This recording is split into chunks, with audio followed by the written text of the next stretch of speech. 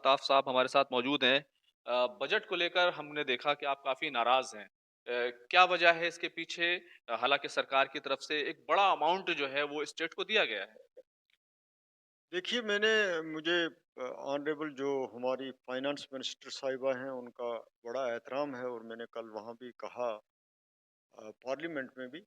होना ये चाहिए था कि ये बजट पेश करने से पहले वो जम्मू कश्मीर में जो लोग हैं, उनसे बात करती, ख़ास तौर पे वहाँ के जो ट्रेडर्स हैं, वहाँ के जो एम्प्लॉइज़ हैं, वो वहाँ के जो अनएम्प्लॉयड यूथ है, उन लोगों से बात करती अगर बेहतर होता हम एमपी से भी करते हैं अगर लेकिन अगर मेंबर पार्लियामेंट से नहीं भी करना था क्योंकि कोई और इदारा वहाँ पे है नहीं है, पंचायतें नहीं है, असेंबली नहीं है, कुछ भी नहीं है, जिसका मैंने पार्लियामेंट में ज़िक्र भी किया कि पिछले 7 साल से हम असेंबली के बगैर हैं, एक इलेक्टेड गवर्नमेंट के बगैर हैं और मैंने वहाँ ये भी रिक्वेस्ट की कि हमें इसलिए ज़्यादा बोलने का यहाँ पे मौका देना चाहिए। एक तो मेरा पहला पॉइंट वही था कि बजट पेश होने से पहले वहाँ के स्टेक होल्डर से लोगों से बात करनी चाहिए थी।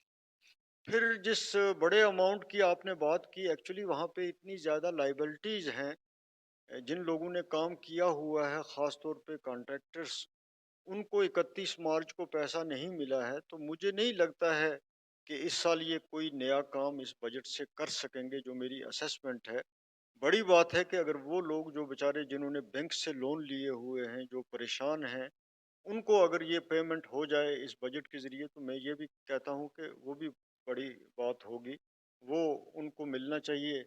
दूसरे आप अनंतनाग डिस्ट्रिक्ट की बात कीजिए आप, ये सबसे पुराना डिस्ट्रिक्ट है जम्मू कश्मीर का, सबसे पुरानी तहसील है जम्मू कश्मीर की।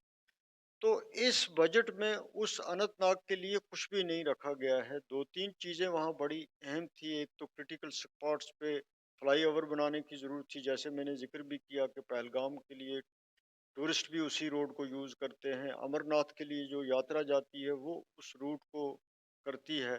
तो इतने बड़े उस डिस्ट्रिक्ट में कहीं बाईपास जो है उसको इसमें ज़रूर रखना चाहिए था, बहुत ज़रूरी था।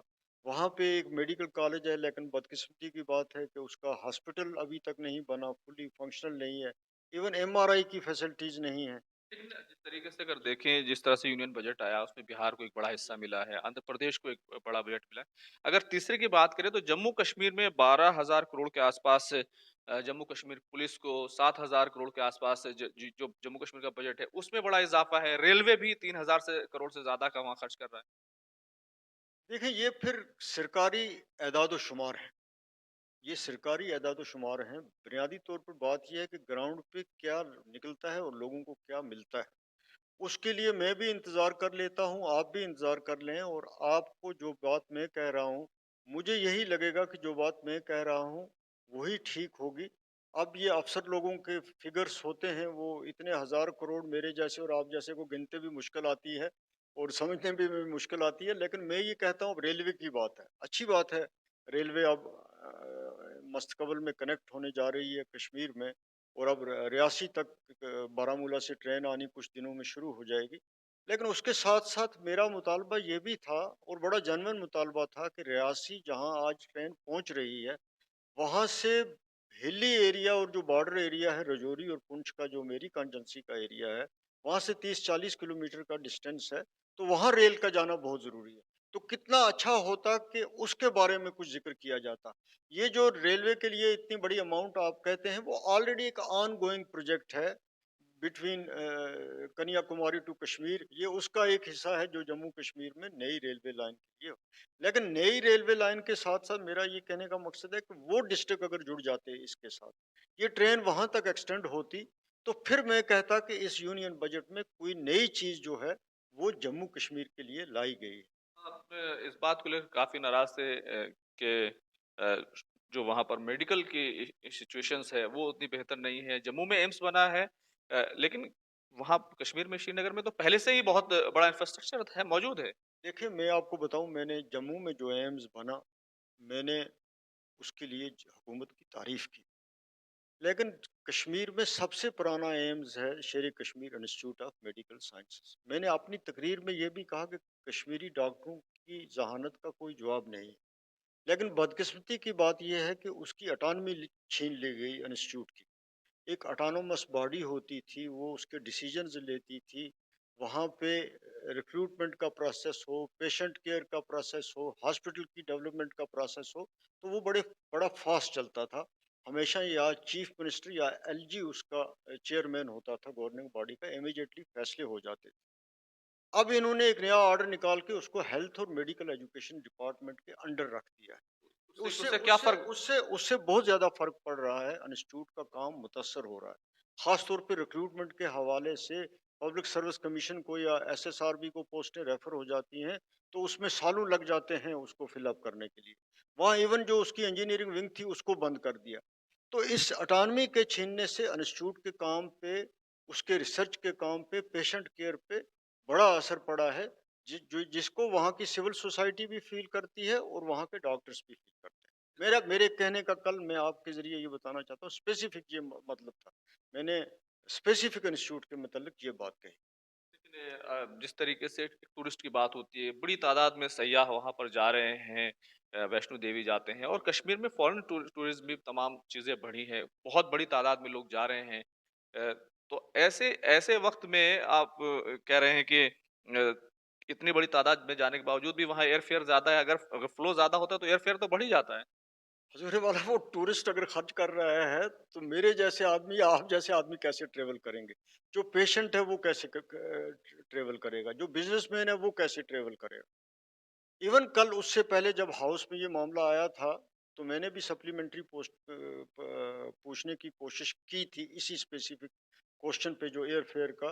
तो वहाँ पार्लियामेंट मेंबर्स जो हैं उनका सारे मुल्क का भी सारी मुल्क में एयरलाइंस के किरायों के बारे में वहाँ इवन स्पीकर साहब ने कहा, ये यूनियन जो वहाँ के मिनिस्टर हैं उनको, कि जहाँ कुछ स्पेसिफिक और मेंबर पार्लियामेंटों को अपनी स्टेट्स के बारे में कंप्लेंट थी, उन्होंने पर्टिकुलरली कहा कि इसको देखने की ज़रूरत है। बल्कि उन्होंने ये भी कहा कि फिर हम जो एमपीज़ को एयरफेयर दे रहे हैं, इस हिसाब से अगर किराए बढ़ रहे हैं, तो फिर इनका भी 2 महीने में ख़त्म जो है वो हो जाएगा। लेकिन एक अहम सवाल ये है कि अभी एयरफेयर इतना ज़्यादा है, इसका हल क्या है? क्या क्या सब्सिडाइज़ करना चाहिए? क्या तरीका है? बिल्कुल हम सब्सिडी की बात नहीं कहते कि वो सब्सिडाइज़ करें। हम ये कहते हैं कि एयरलाइन्स जो हैं, उन पे भी तो गवर्नमेंट का कुछ कंट्रोल होना चाहिए। कोई हद मुकर्रर होनी चाहिए कि आप इसको क्रॉस नहीं कर सकते। ये कंट्री में भी शिकायत है, ख़ास तौर पे अगर आप जम्मू कश्मीर के किरायों को देखें, वो बहुत ज़्यादा है और उससे बहुत ज़्यादा लोगों को दिक्कत हो रही है। ट्रेन भी अभी पहुँच नहीं रही है कश्मीर।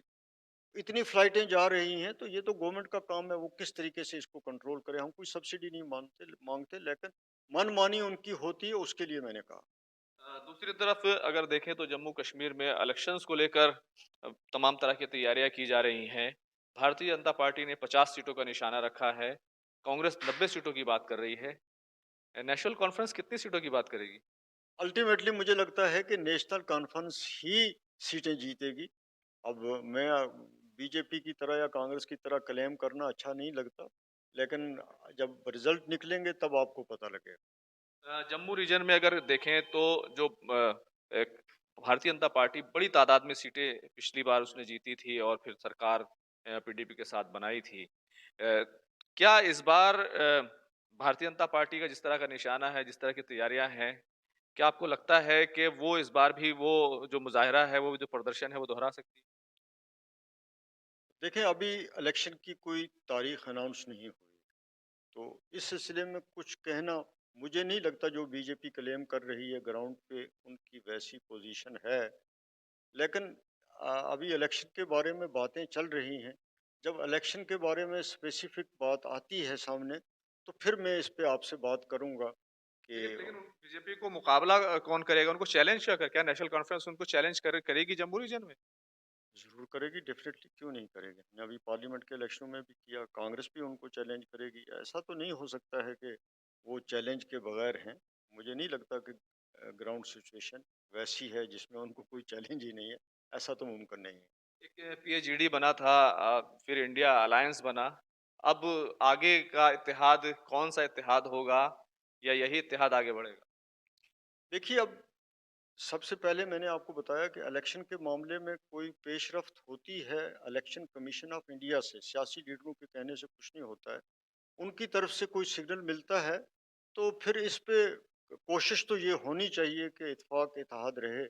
वो हम सबके लिए बेहतर है, वो हमारी कोशिश होगी। शुरू बहुत-बहुत करने के लिए कैमरामैन शुभम के साथ खुर्रम शहजाद, न्यूज़ 18 दिल्ली।